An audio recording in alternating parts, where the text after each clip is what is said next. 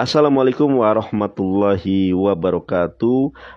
Ya, Erik Christian Pasa. Wih, namanya Kristen ya, orang Kristen ya. Yes, bro. Ya, mudah-mudahan Abang dapat hidayah Islam karena kebenaran ini hanya ada dalam agama Islam. Ya, gue senang tukar pikiran aja sih. Iya, Boleh. gimana, Bang? Abang Iya, boleh bertanya nih. iya, Kalau iya. open camp seperti ada kepadamu takkan pernah ku ingkari. Wow, wow, wow, wow. Nah, karena abang sudah open camp, abang boleh bertanya apa? Silakan. Iya, thank you ya. Ya, Ya, tadi Bang Nandar juga udah senggol tentang bahwa adanya Nabi Muhammad kalau ya, ya. apa namanya ketidaktahuan kita dalam menjawab. Jadi saya pengen Bang Nandar mungkin ya kan pernah mempelajari hal itu yang dimana Bang bilang dalam Wahyu ada Nabi Muhammad dan segala macamnya. Nah, tadi saya juga kalau boleh tahu, Boleh, boleh. uh, Alkitab dalam terjemahan yang mana yang abang jelaskan bahwa di situ ada Nabi Muhammad. Oke, dalam Kidung Agung pasal 5 ayat 16. Abang mau tahu? Coba bacain aja deh, gue nggak buka Alkitab, gue Baik, nggak baik, buka baik. Alkitab. Kidung Agung pasal kelima ayat ke-16. Di Bang ya, Bang. Jelas nggak? Oke, Bang, mohon maaf sebentar layar saya dominasi sebentar, nanti Abang tetap open cam ya. Saya bukan data biar Abang kelihatan. Nah, ini ya. Ini dari Alkitab LAI ya, Kidung Agung pasal 5 ayat 16. Nah, di sini nama Nabi Muhammad diganti dengan generic name, dengan kata sifat. Mohon maaf ya. Jadi segala leksikonnya kita lihat nih, Bang. Ini padanya menarik ini bukan kata sifat ini, tapi seorang nama proper name. Kita lihat nih Bang ya. Abang lihat nggak di sini? Ini Kidung Agung pasal 5 ayat ke-16. Segala sesuatu padanya menarik itu nama orang, itu Ahmad. Nanti kita lihat dalam bahasa Ibrani. Nah, kita lihat di sini ada tuotnya. Tuot itu adalah sores. Sores itu akar kata. Kalau dalam bahasa Arabnya itu masdar ya. Kita lihat di sini Bang, apa di sini? Ya, ini Hamad atau Ahmad. Nah, pihak bapak-bapak gereja sendiri mengatakan begini. Silakan abang yang baca kalau abang mau. Ya, silakan abang baca. Buram bang, buram. Ini kelihatan nggak? The Arabic Hamidah main phrase and the name siapa bang? And the name siapa? Siapa di sini? Muhammad. Jadi Alkitab mengakui bahwa di dalam Kidung Agung pasal ke-16 itu merujuk kepada Nabi Muhammad. Cuma diganti terjemahannya, segala sesuatu padanya menarik. Ah, Bang Nandar, coba lihat dalam bahasa Ibrani-nya. Siap. Saya bahasa Ibrani juga bisa, Bang. Oke, kita lihat nih. Ini kitabnya Yahudi nih. Kitabnya Yahudi. Oke, kitab Yahudi Kidung Agung. Kidung Agung itu Song of Song. Kalau dalam bahasa terjemahan. Nah, dalam bahasa Inggrisnya Song of Song. Kalau dalam bahasa Ibraninya Shir Hashirim. Nah, pasal kelima nih, kita klik pasal kelima ayat ke-16. Ini dalam bahasa Ibrani ya. Nih, kita lihat Bang. Nah, di sini saya jelaskan ya. Iqomam takim. Wehkullah pada Muhammad menarik. Zeh Dodi we Zeh Rei Benot Yerusalem. Zeh ini adalah isim isaroh. Abang nggak tahu isim isaroh ya. Zeh itu adalah isim isaroh. Kalau bahasa Indonesianya kata tunjuk. Di dalam bahasa Arab ada isim isaroh. Dalam bahasa Ibrani ada isim isaroh. Kalau untuk laki-laki jeh, kalau untuk perempuan jod, dan di sana ternyata di dalam Kidung Agung pasal 5 ayat ke-16 ternyata jeh berarti merujuk kepada seorang laki-laki. Siapa laki-laki ini? Muhammad Mahmadim. Oke, gak percaya kita copy paste Bang. Ini ya. Nah, ini ada. Nah, ini kan sudah saya biru ini. Tuh, lihat, perhatikan. Saya copy paste nih, saya copy. Kopi. Kita buka Google Translate. Google Translate. Ya, Hebrew ke Arab. Nah, Bang, lihat nih Bang ya. Ini sudah saya apa namanya itu kopi. Nah, di sini ada paste, kita paste tuh. Ini kan bahasa Ibrani nih, Hebrew nih, Mahmadim. Kita lihat dalam bahasa Arabnya siapa, Pak? Muhammad. Jadi Song of Song 5 ayat 16 itu berbicara tentang Nabi Muhammad. Makanya pihak lembaga Alkitab Indonesia sendiri mengakui dari bapak-bapak gereja. Cuma karena terjemahan ditutupi. Ini kan terjemahannya segala sesuatu padanya menarik. Padahal kalau kita buka leksikonnya, ini kan leksikon. Nah, ini leksikon nih. Nah, ini leksikon nih. Leksikon. Leksikonnya adalah Mahmad. Akar kata dari Mahmad apa? Akar kata dari Mahmad itu adalah Hamad atau Ahmad. Nah, ini akar katanya Hamad. Siapa Hamad ini? The Arabic Hamidah mean praise and the name Muhammad comes from the root. Jadi Alkitab sendiri mengakui kebenaran Nabi Muhammad. Cuma terjemahan inilah yang kemudian mengakibatkan orang salah jalan. Jadi saya tidak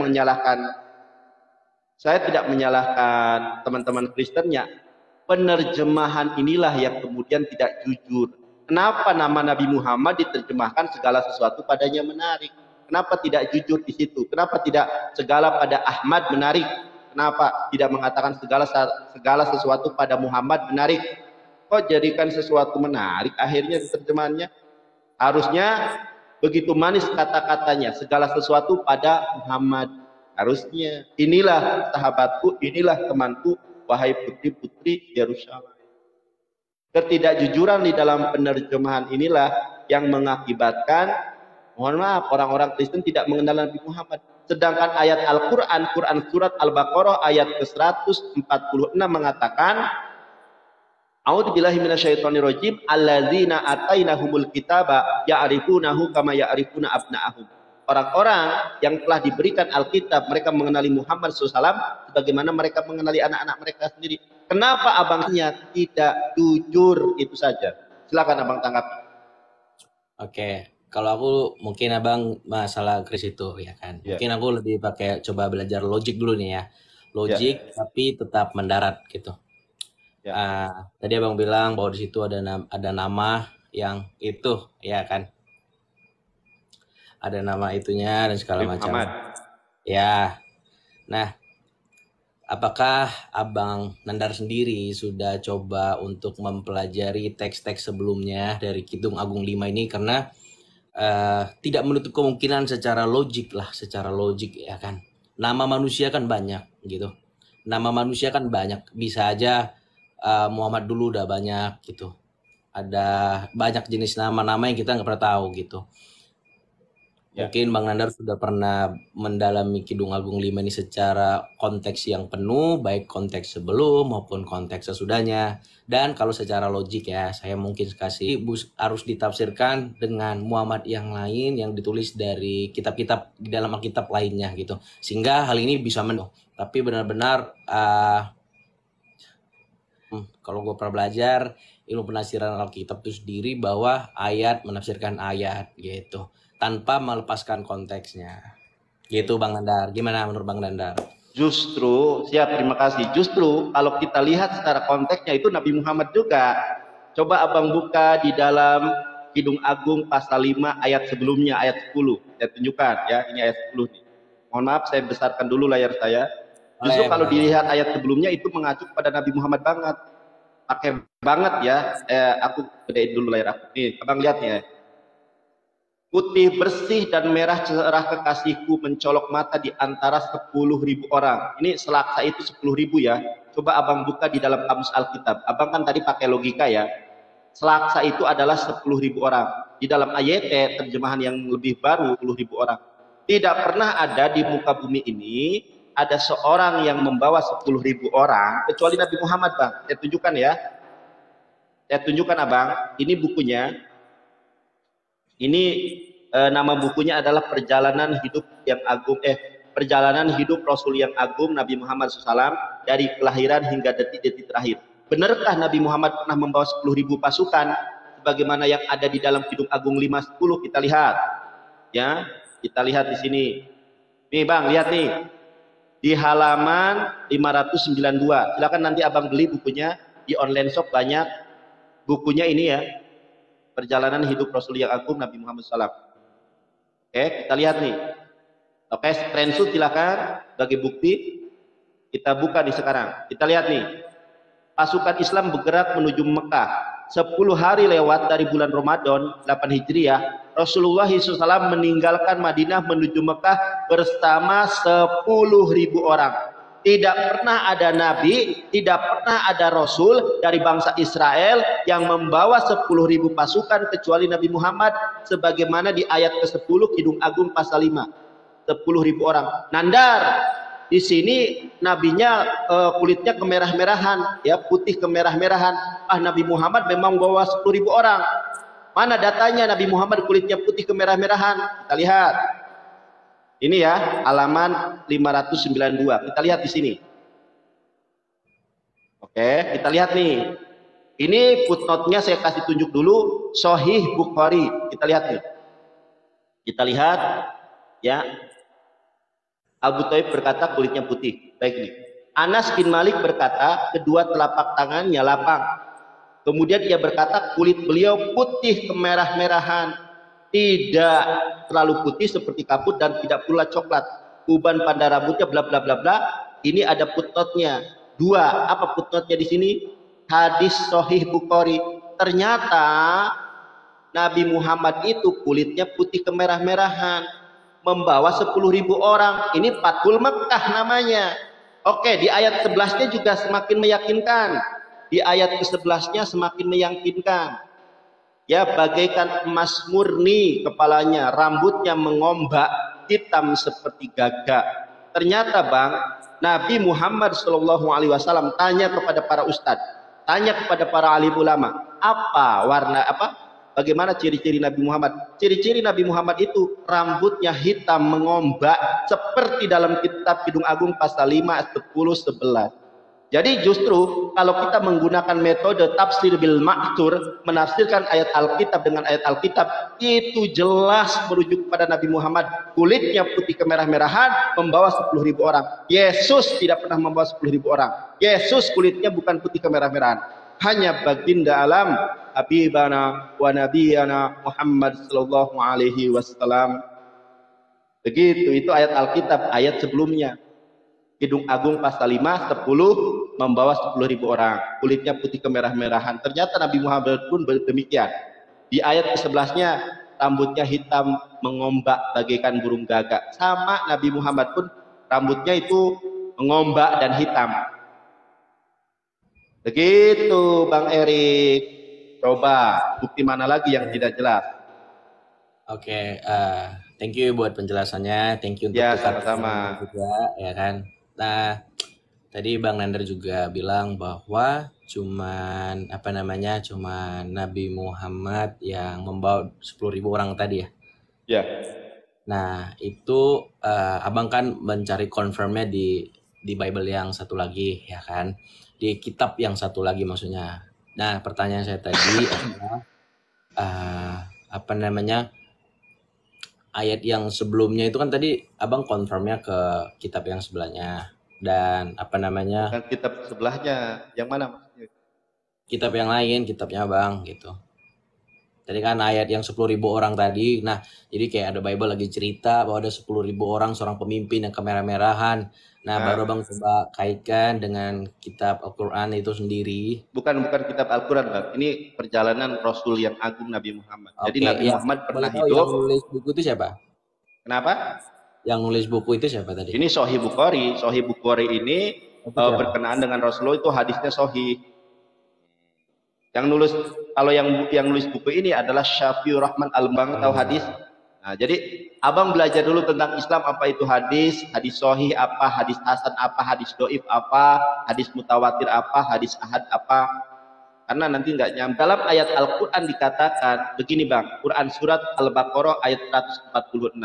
A'udzubillahi minasyaitonirrajim. Alladzina atainahumul kitaba ya'rifunahu kama ya'rifuna abna'ahum.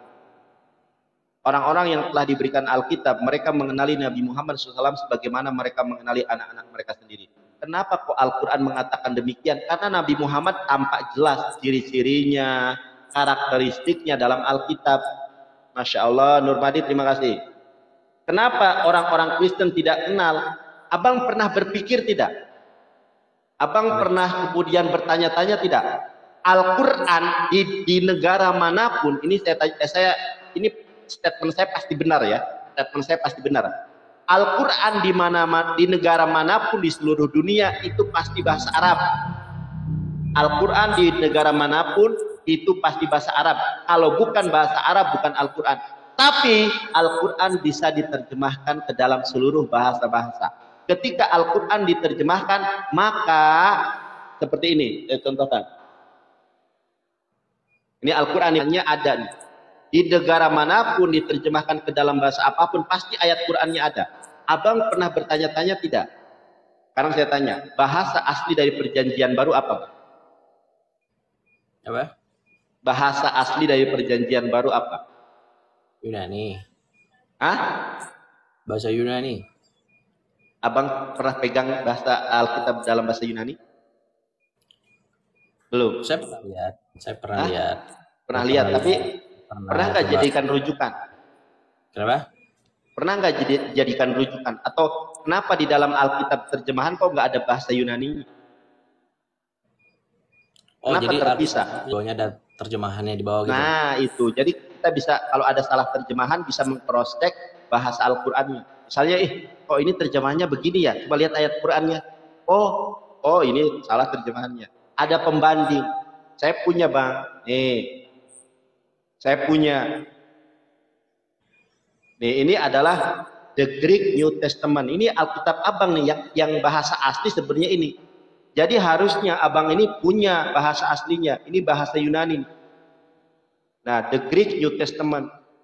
Ternyata, Bang, Abang tahu tidak? Di dalam bahasa aslinya sendiri banyak pengurangan. Ada ayat yang kurang. Contoh nih, Bang. Lihat, Markus 15 ayat 11 nggak ada loh. Ini Markus 15 ya. Ini dari ayat ke-27. Coba lihat, Abang. 27 langsung ke 29. Nggak ada nih. Tuh. Markus 15 27 langsung ke 29, nggak ada 28-nya. Kenapa dikurangi? Karena ayat ke-28-nya berbicara tentang Nabi Muhammad. Nah, banyak ayat-ayat tambahan, makanya harus di cross check. Coba Abang lihat sekarang, Markus 15 28 itu ada tanda kurung kurawal loh. Padahal di dalam bahasa Yunaninya nggak ada. Abang nggak percaya? Saya gedein nih. Saya gedein ya. Saya mohon izin gedein ini saya. Bentar ya. Oke, kita lihat nih. Ini, Bang. Abang lihat nih ya. Ini bentar agak blur. Nah, ini Markus berapa? Markus 15. Ini Markus 15 nih ya. Markus 15 ternyata nggak ada ayat 28-nya. Coba lihat nih. 27 nah, mana 28-nya? Tapi kalau kita lihat Alkitab yang terjemahan, Abang lihat nih. Ini saya punya Alkitab terjemahan nih. Nah, ini nama saya dulu, Bang. Nama saya dulu Antoni Paris dari IKA Puspitasari 0607 2009. Ini nama saya Antoni Paris dulu. Kita lihat nih. Sekarang kita lihat, Bang, kita lihat nih, Bang ya. Markus 15. Markus 15 ayat 28 kita lihat. Ayat 28, nih ayat 28 nih, Bang. Nih. Ayat 28, demikianlah genaplah nas yang ada di dalam kitab suci. Kurung kurawal. Ini dari mana tanda kurung kurawal? Kenapa di dalam terjemahan LI ada tanda kurung kurawal? Karena di dalam naskah bahasa Yunani-nya langsung ke 29. Dan Al-Quran pun menyatakan, kan Abang tadi menggunakan logika ya. Di dalam ayat Al-Quran pun dikatakan, fawailul lilladzina yaktubuna al-kitaba bi'aidihim tsumma yaquluna hadza min indillah. Kecelakaan besarlah orang-orang yang telah menulis Alkitab. dengan tangan-tangan mereka sendiri, lalu mereka mengatakan dari Allah. Bukan hanya satu ayat, Bang. Saya sudah tulis nih, Bang.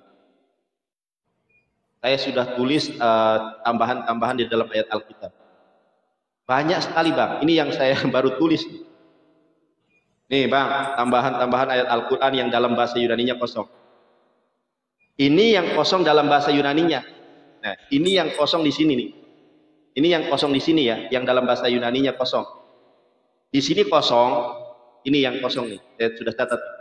Matius 21:44 kosong, Matius 17:21 kosong, Matius 18 kosong, Matius 23:14 kosong, Markus 9:44 kosong. Banyak sekali ayat kosong dalam Injil, Bang. Makanya ada juga, Bang, buku bagus nih, The Five Gospel, ya. What do you Jesus really say? Apa yang benar dikatakan oleh Yesus? Jadi saya belajar Alkitab itu bukan bukan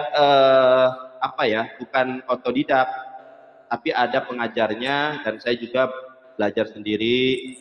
Kemudian literasinya juga banyak.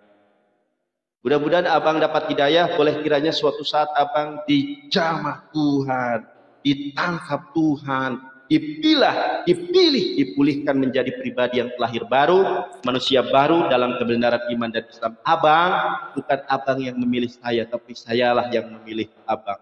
Saya tumpang tangan di atas kepala abang secara online. Boleh kiranya abang suatu saat mendapatkan kasih karunia, berkat yang melimpah, disehatkan badannya, dipanjangkan umurnya, dan dapat menerima kebenaran. Banyak pribadi yang dipanggil Tuhan, tetapi sedikit sekali yang dipilih. Kenapa? Karena mereka hanya menjadi pendengar firman, bukan menjadi pelaku firman. Abangku. Oke, saya boleh nanggapin lagi ya? Boleh. Tadi abangnya udah ceritain bahwa dalam kitab Markus ayat 28 di kitab yang asli katanya nggak ada, ya kan? Iya, kosong. Nah, sementara di LAI kok ada, tapi ditaruh tanda kurung, ya kan? Nah, mungkin saya pengen menggali tentang abang aja dulu nih ya. Ya. Apakah abang sudah pernah mempelajari alasan kenapa hal itu terjadi? Menurut pandangan orang LAI-nya, menurut pandangan para teolog Kristen dan segala macamnya, abang akan melakukan sebuah tafsiran yang abang ya dengan gaya tafsiran abang sendiri gitu. Saya belajar dari pihak Kristen itu sendiri, dari bapak-bapak gereja, dari Vatikan, dari Yerusalem. Oke, kita lihat nih, Bang, ya. Saya contohkan. Ini Alkitab TDB, ya, versi TDB. Saya tunjukkan contoh nih. Saya belajarnya dari Haifa Israel, dari Yerusalem, saya belajarnya ke luar negeri. Oke ya, lihat. Ini Matius, Bang. Ya, ini Matius 17. Matius 17, abang lihat ayat 21. Ada ayatnya enggak? Coba abang lihat. Matius 17 ayat 21 kosong, Bang. Tapi setelah direvisi, nah ini yang versi revisiannya nih, saya tunjukkan ya. Matius 17:21 setelah direvisi ada ayatnya. Ini saya langsung dari Alkitab nih, bukan online nih.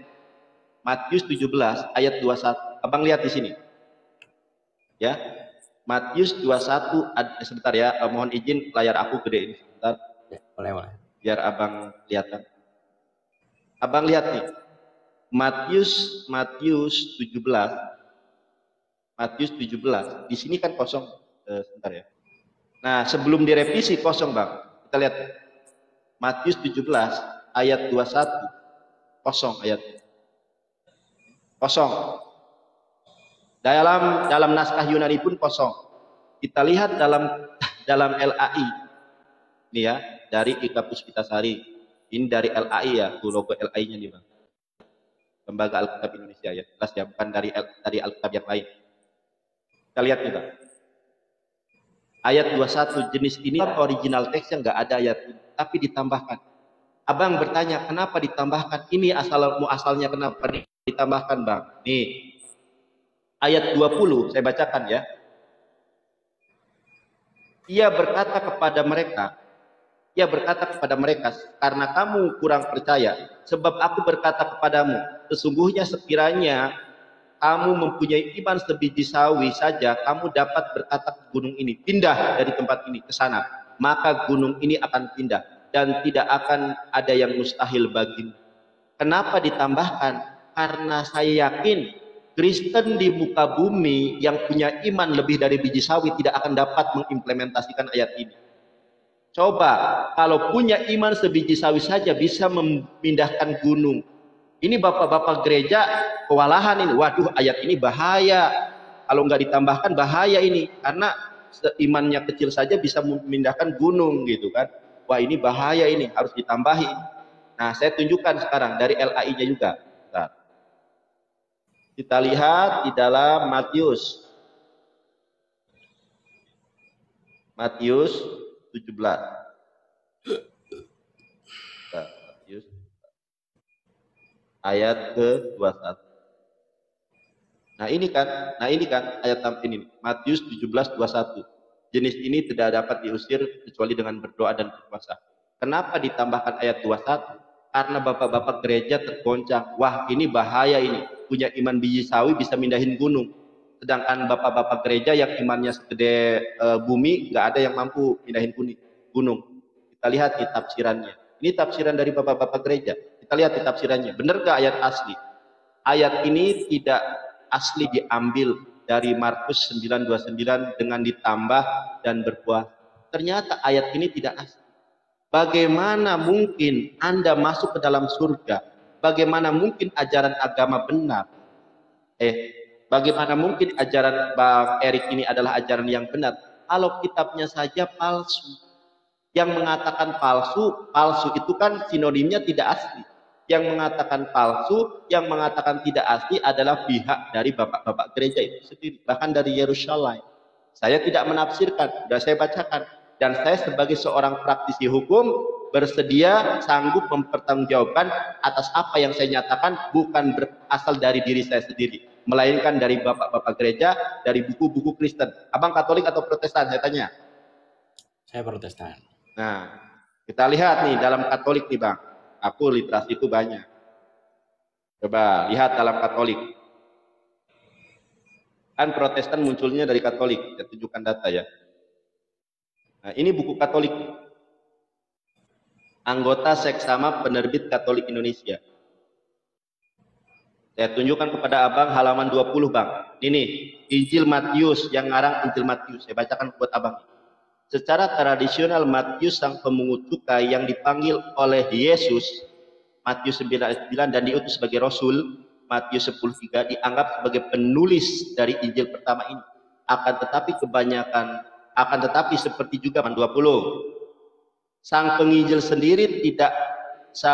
sendiri sebenarnya tidak pernah menunjukkan identitasnya.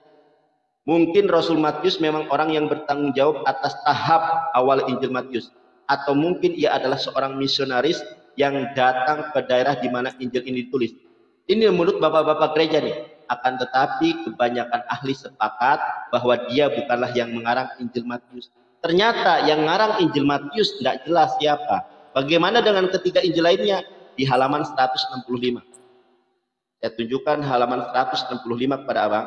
Lihat Bang. Injil menurut Markus. Pengarang sesungguhnya dari Injil ini seperti juga dengan pengarang ketiga Injil lainnya tidak kita ketahui. Bang, ini kita tentang agama, Bang. Bagaimana kita menganggap agama kita benar kalau yang nulis kitabnya saja tidak diketahui? Orang Kristen, Protestan, ada agama Katolik, ada agama Konghucu, Buddha, semuanya. Semua agama meyakini agama yang benar. Tapi pernah nggak mengoreksi? Pernah nggak berpikir, ini agama saya kira-kira benar atau tidak? Bagaimana kita menilai agama kita benar atau salah? Siapa yang disembah, dalilnya mana? Kitab sucinya asli atau tidak? Siapa pembawa dari agama yang kita anut? Harus berpikir ke situ kan? Hidup itu cuma satu kali. Iya, dipikir Bang. Saya nggak memaksa Abang masuk Islam, tapi cobalah Abang berpikir. Di hati yang terdalam, coba pikir, ini kitabnya kok tidak asli, ayatnya tidak asli. Ini yang tidak asli, bukan terjemahannya ya. Original teksnya saya bisa tunjukkan. Dalam original teks bahasa Yunani ada tambahannya, dalam bahasa Ibrani ada tambahannya. Tidak pernah ada ayat Quran ada tanda kurung kurawal, tidak ada. Terjemahan bolehlah, silahkan terjemahan, tapi di dalam tulisan Arabnya nggak pernah ada. Tapi dalam tulisan Ibrani maupun Yunani banyak tambahannya juga. Oke bang, mohon maaf yang sebesar-besarnya. Abang mau ayat yang disampaikan lagi, karena di sini sudah azan sholat asar. Saya sebagai muslim harus menunaikan sholat asar. Apakah abang ada lagi pertanyaan? Coba abang pikir ya. Mungkin ya, boleh, tadi kan abang Nandar udah coba jelasin dari pihak Bapak Gereja yang mengutip sebuah kalimat yang dia cantolkan di situ, ayat ini bukan ayat asli, ya kan? Nah, pertanyaan saya tadi adalah, apakah Bang Nandar pernah mendapatkan pro kontra dari pandangan abang ini? Nah, kira-kira pendapat mereka tuh seperti apa? Jadi kayak Bang Nandar tuh bisa membagikan dua pandangan yang pro kontra yang sedang abang alami, sampai pada akhirnya penonton bisa ngambil keputusan nih, wah pandangan ini seperti ini, pandangan ini seperti ini. Jadi kita bisa sama-sama belajar tanpa memaksa dengan satu pendapat yang terus-menerus, tanpa kita mengetahui serangan apa yang kita dapati dari kepercayaan kita ini gitu. Jadi ketika abang dapat kontra dari pandangan yang lain, nah pandangannya itu seperti apa, nah dibagikan pandangannya sampai pada akhirnya orang-orang yang nonton di sini pun bisa belajar dan bisa ngambil keputusan dengan benar dan secara konkret gitu. Baik, betul. Saya 16 tahun belajar Alkitab. Tentu ada ujian. Saya pernah ditawari, Nandar, kamu mau jadi orang kaya enggak? Ini pengalaman saya pribadi ya. Mau Pak, kamu masuk Kristen, saya sekolahkan pendeta. Kamu kalau mau cewek cantik sebohai apapun saya kasih.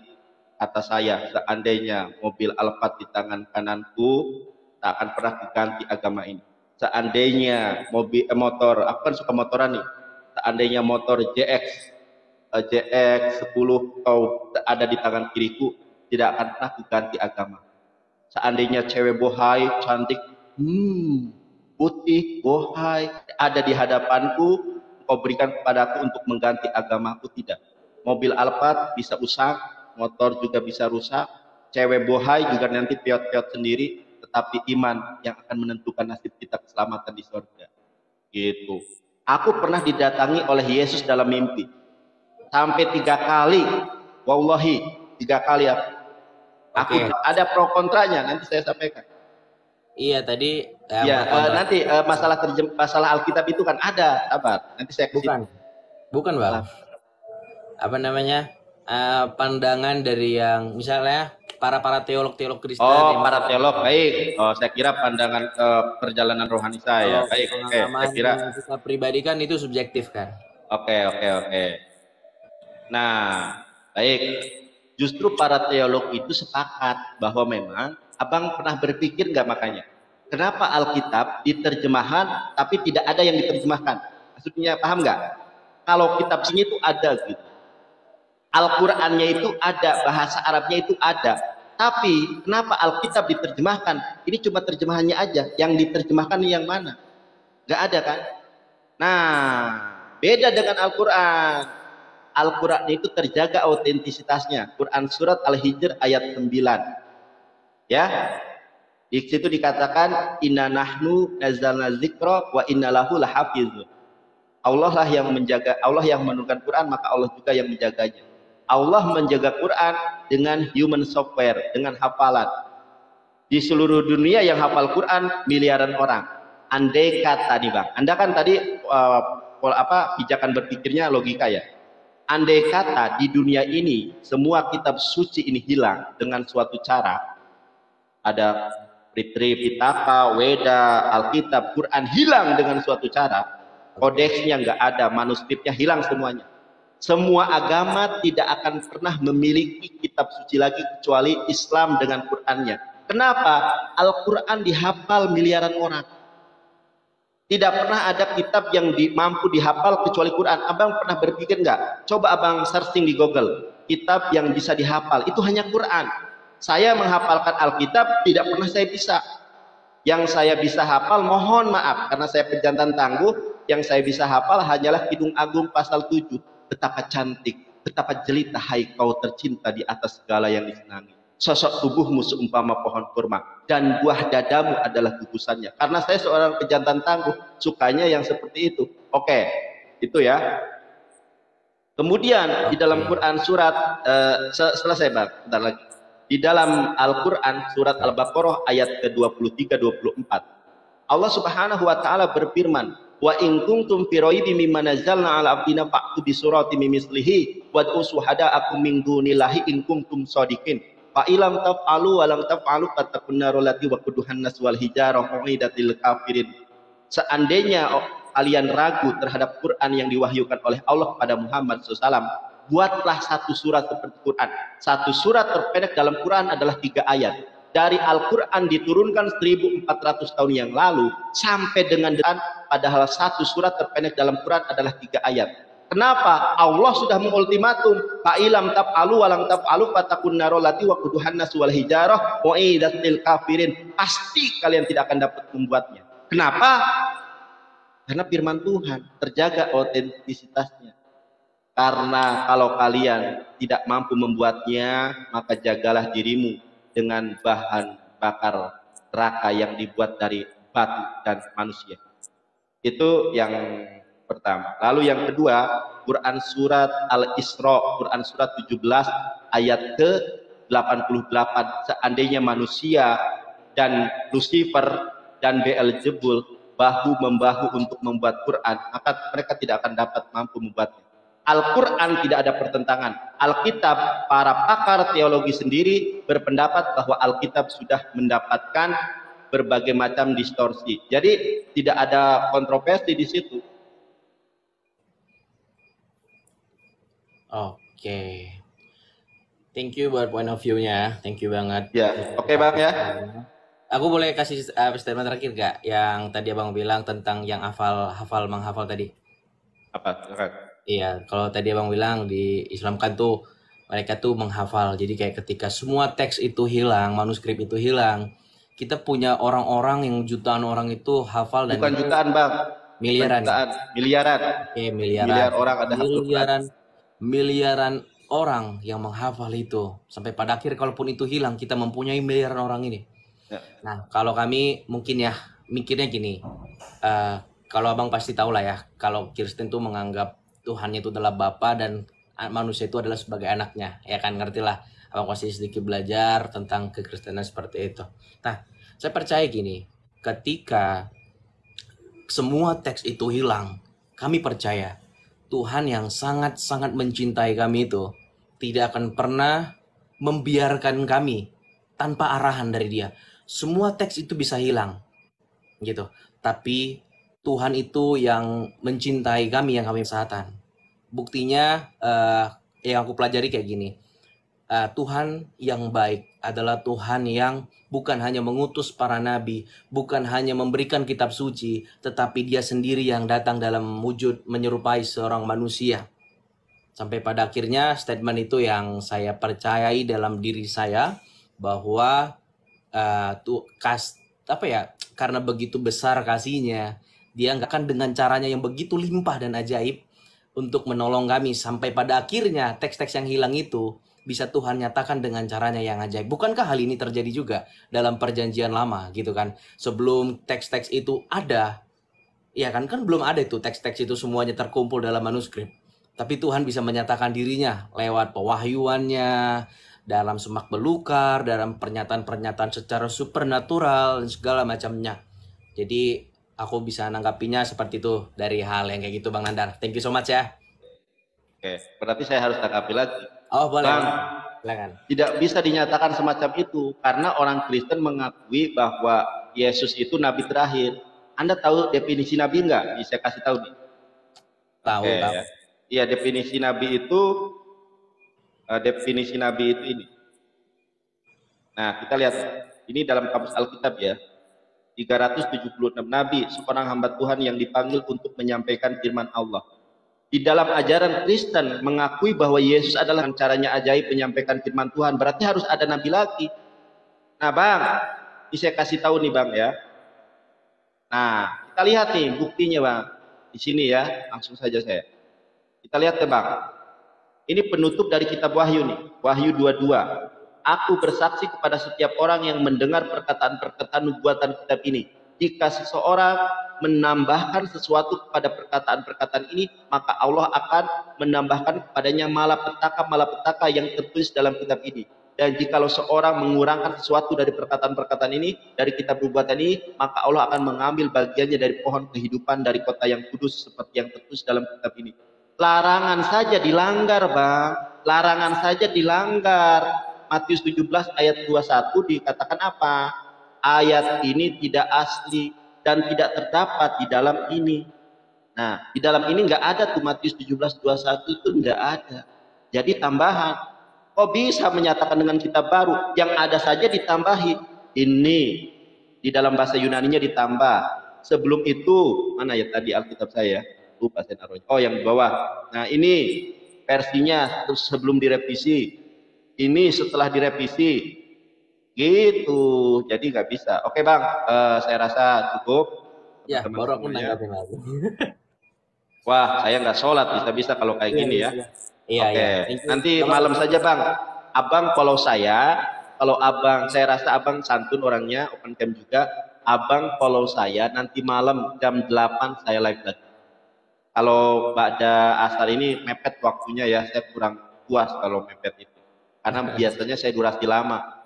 Kalau ED ini kurang puas, ya. Jadi harus lama. Nanti jam belajar kepada saya gratis, tidak dipungut bayaran, tidak ada kolekte, tidak ada persembahan kasih, tidak ada kewajiban kasih koin. Saya nggak minta-minta koin. Ada pendeta tuh, saya sudah khotbah berjam-jam, kalian tidak tahu diri, tidak ada take and give. Itu pendeta Dasarimus, ada tuh pendeta Dasarimus. Saya sudah berkhotbah, saudara. Itu ada pendeta. Kalau saya gratis, tidak ada kewajiban untuk nge-give. Tapi kalau mau nge-give ya silahkan. 8 malam kalau mau silahkan naik. Saya tandai namanya Erik Christian Pasar. Baik Bang Erik, terima kasih banyak ya. Mudah-mudahan berkah selalu dan panjang umur. Ya sama-sama Bang Erik. Oke teman-teman, mohon maaf yang sebesar-besarnya karena di sini sudah 15.36. Saya belum asar, biasanya sampai jam 3, ini sudah hampir jam 4. Terima kasih. Lehit raot balailah. Sampai jumpa kembali nanti malam insya Allah pukul 8 ya. Assalamualaikum warahmatullahi wabarakatuh. God bless you, bro.